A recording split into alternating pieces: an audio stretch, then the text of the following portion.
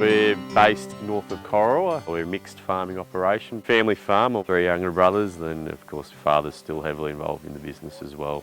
Our first silo went up in the November of 2017. The remaining 2 went up in 2018. It was just a no-brainer. We've been it with the grain bags.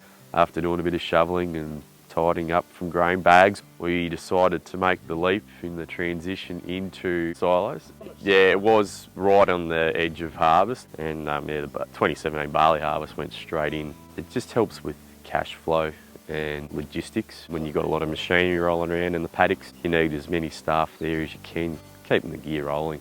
We looked at 4 different manufacturers of the silos, and we've come back to the Cyclone Optimum silo.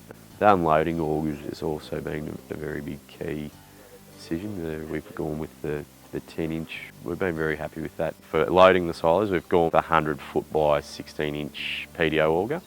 We're unloaded in about 6 minutes, which is good. Yeah, get the trucks back out in the paddock. We run 2 chaser bins, but now we've gone to the silos, we're actually back to running 1.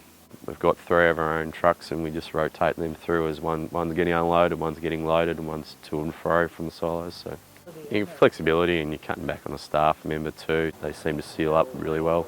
We've had no issues with bugs or weevils. They've been really good. Put a bit of dry side in the base. We've got an aeration control unit on it. Get them full and get the temperature, the core temperature down. Probably the biggest thing is a bit of hygiene when cleaning them out. 2 blokes can get in and you've got it cleaned out within 40 minutes. We've allowed enough in our pad for the expansion of a few more.